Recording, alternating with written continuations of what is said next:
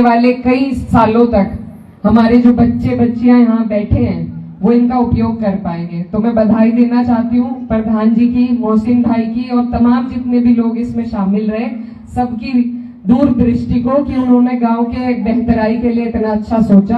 आप सब भी एक बार ताली बजा के इनका मनोबल बढ़ा दीजिए। और जैसा अभी विनोद भैया कह रहे थे कि कोई भी काम जब कोई जनप्रतिनिधि कराता है, एक ईंट के ऊपर दूसरी ईंट रखने में जितने चक्कर एक जनप्रतिनिधि को काटने पड़ते हैं, ये आप और हम सोच नहीं सकते।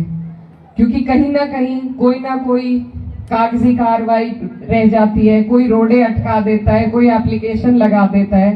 तो इनके कार्यकाल में, इससे पहले भी हम आए थे, खेल का बहुत सुंदर मैदान बनाया है, कई विकास के कार्य ऐसे हुए हैं जिन्हें देखकर मन बहुत खुश होता है। तो मैं धन्यवाद देना चाहती हूँ। हमारा काम यह है कि हम अगर जनप्रतिनिधि चुने गए हैं तो हम हर गांव के जनप्रतिनिधि की, प्रधान की या जिला पंचायत सदस्य जो हैं उनके लिए उनका रास्ता आसान कर सके।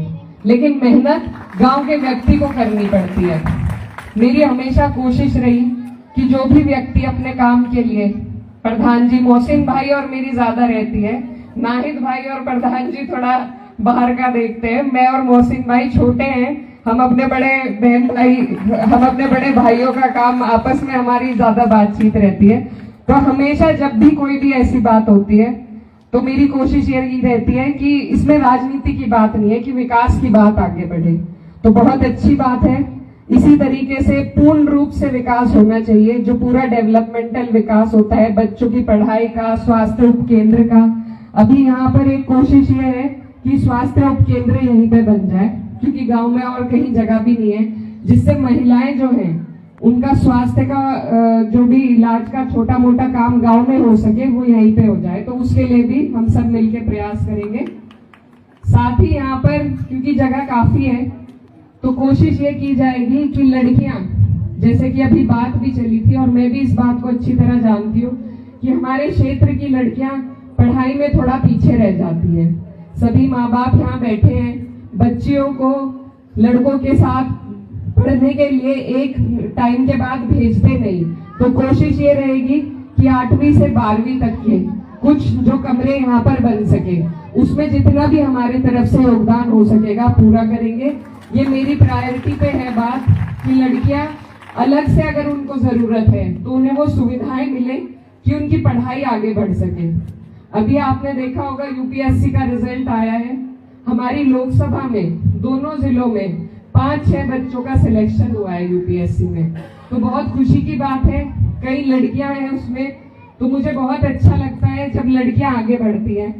और मैं यहाँ सभी बड़े बुजुर्ग बैठे हैं, उनसे यही कहना चाहती हूँ कि लड़कियां किसी मामले में कम नहीं है। अभी जो जंग की ब्रीफिंग हो रही थी उसमें भी जो हमारी 2 बहनें बैठी, हमारी सोफिया कुरैशी जी और विंग कमांडर व्योमिका सिंह जी, तो दोनों महिलाओं ने जब जंग की बात आती है तब भी, कहीं पढ़ाई की बात आती है, अंतरिक्ष में जाने की बात आती है, आज हमारे देश को जिस तरीके से महिलाएं आगे लेकर चल रही हैं, तो ये बहुत गर्व की बात है सभी के लिए। और ये जो काम है ये गांव के लेवल से शुरू होना चाहिए। तो आप सबसे मेरी गुजारिश है कि मेरे पास एक लिस्ट है जिसमें लगभग 20 बच्चे ऐसे हैं जो टॉपर हैं, जिनमें ज्यादा नाम लड़कियों के हैं। तो जब लड़कियां इतनी काबिलियत के साथ पढ़ाई कर रही है तो उनकी काबिलियत को आपको और हमें मिलकर पहचानना है और उन्हें आगे बढ़ाना है। और मेरी जो बहनें यहाँ बैठी हैं उन्हें भी मैं ये कहना चाहती हूँ कि जरूरी नहीं कि कोई इंग्लिश मीडियम से पढ़ेगा तो उसी का चयन होगा यूपीएससी में, या जज वही बनेगी जो इंग्लिश मीडियम में पढ़ेगी, या अगर सिर्फ विदेश से पढ़ के ही आप कामयाब हो सकते हैं, ऐसा भी नहीं है। अगर मन लगा के ईमानदारी के साथ जहां आप हो वहां भी आप अगर ईमानदारी से पूरी मेहनत से पढ़ाई करेंगे तो ये आसमान आपके लिए खुला है, आपका भी चयन बड़े से बड़े पद पर होगा, ऐसी हम दुआ करते हैं। बस आपको मन लगा के ईमानदारी से पढ़ने की जरूरत है। और मैं जीता जागता उदाहरण हूँ। मेरे पास जब वक्त ऐसा मुश्किल का पड़ा था घर पे, तो और कुछ नहीं था, सिर्फ मेरी तालीम की ताकत थी। जो तालीम मुझे मेरे घर वालों ने दी, जितनी उनकी हैसियत थी उस हिसाब से उन्होंने मुझे पढ़ाया, और उसी तालीम की ताकत है कि मुझे कोई भी बड़ी से बड़ा चट्टान की मुसीबत मुझे चट्टान जैसी नहीं लगी। तो ये सिर्फ शिक्षा की तालीम की ताकत है कि मैं इतनी मजबूती के साथ आपकी बात भी उठा पाती हूँ, आपके बीच में भी खड़ी हो पाती हूँ।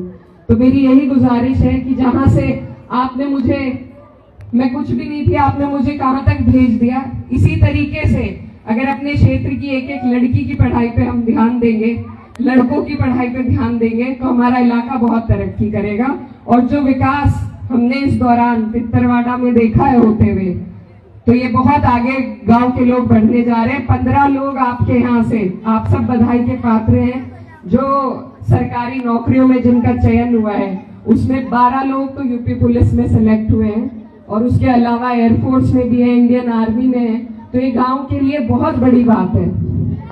और योगेश जी ने सीजीएल क्लियर किया है।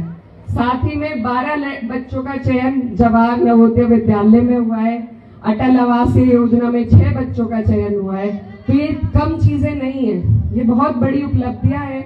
और एक दूसरे को देखकर जब यही चीज बच्चे सीखेंगे तो मुझे पूरी उम्मीद है बहुत आगे बढ़ेंगे। और हमारी तरफ से इस काम में, शिक्षा के और विकास के काम में जहां भी हमारी कोशिश हो सकेगी, हम आपको कंधे से कंधे मिलाकर आगे खड़े नजर आएंगे। साथ ही यहाँ पर कई विकास कार्यों की चर्चा हुई, स्वास्थ्य उपकेंद्र की बात मैंने बताई, और यहाँ पर बच्चों, लड़कियों की शिक्षा के लिए कमरे बनाने की बात बताई, शमशान की 4 दीवारी की बात वकील साहब ने उठाई। साथ ही साथ एक जो मशवरा सभी का बना कि यहाँ पर मेरे मरहूम वालिद साहब के नाम से लाइब्रेरी खुली है, तो दूसरे गांव में जो दूसरी लाइब्रेरी खुलने वाली है उसको मैं भी इसमें अपना समर्थन करती हूँ कि बाबू हुकुम सिंह जी के नाम से उस लाइब्रेरी को खोला जाए। क्योंकि ये जो कैराना की विरासत है, ये एक सांझी विरासत है। इसमें जितना योगदान मेरे वालिद का है उतना ही योगदान बाबू हुकुम सिंह जी का भी है। दोनों ही व्यक्तियों ने अपने क्षेत्र का नाम आगे बढ़ाने में एडी चोटी का जोर लगाया, अपना खून पसीना बहाया।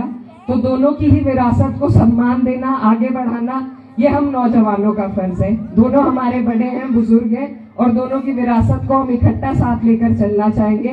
तो इसलिए मैं प्रधान जी की बात का समर्थन करती हूँ, और कोशिश यही है कि जो भी विकास के कार्य लेके आगे चल रहे हैं उसमें हमारी तरफ से इनका रास्ता हम आसान कर सके, जो हमारी तरफ से बन पड़े वो करेंगे इंशाल्लाह। आप भी सब दुआ कीजिए। और ये जो कार्यक्रम है बहुत लंबा चल गया, गर्मी बहुत है, तो बस आप सबसे दुआओं की दरखास्त है। अपने देश के हालात के लिए आप सब दुआ करें कि जो बॉर्डर पे सभी लोग रह रहे हैं वहाँ अमन बना रहे, चैन बना रहे। हमारे सिपाही जो है, बहादुर सिपाही, उनकी हिफाजत रहे और हमारे मुल्क के हालात बेहतर हो। तो आप सबसे इसी के साथ शुक्रिया अदा करना चाहती हूँ। धन्यवाद। जय हिंद। बहुत बहुत शुक्रिया हमारी। जी हाँ दोस्तों, आपने इकरा हसन जी का वीडियो देख लिया, जिस वीडियो में इकरा हसन जी ने ये कहा है कि सूफिया कुरैशी को देख लीजिएगा, अंतरिक्ष जाने वाली महिला को देख लीजिएगा, उसके बाद में देश में जो प्रथम पद राष्ट्रपति जी को देख लीजिएगा। हम महिलाएं हर जगह पर मतलब सबसे आगे निकल कर खड़े हैं। इस बात को लेकर के इमरान प्रतापगढ़ी साहब ने जिस तरीके से भारतीय जनता पार्टी के मध्य प्रदेश के मंत्री, उन्होंने एक बयान, बहुत बेतुका बयान दिया है कि आतंकवादियों को मारने के लिए उनकी बहनों को ही भेज दिया है मोदी जी ने। जी हाँ दोस्तों, ये बेहद ही निहायत ही घटिया शब्दों का इस्तेमाल किया है कि आप एक कर्नल को आप आतंकवादी की बहन बता रहे हो, शर्म आनी चाहिए। ऐसे में इमरान प्रतापगढ़ी साहब यानी राज्यसभा सांसद ये लिखकर कहते हैं कि भारत की लाडली बेटी कर्नल सूफिया कुरैशी के बारे में सांप्रदायिक बयान देने वाले अपने मंत्री को मंत्रिमंडल से कब हटा रहे हैं मोदी जी। भारत की गौरवशाली सेना का अपमान करने वाले अपने नेता को कब पार्टी से निकालेगी ये भारतीय जनता पार्टी। हाँ बिल्कुल, ये सही बात है, कब पार्टी से निकालोगे।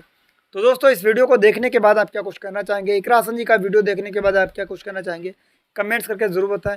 हम इसी तरीके के वीडियोज़ लेकर हाजिर होते रहते हैं। मिलता है किसी और वीडियो के साथ। दुआ में देखना। जय हिंद।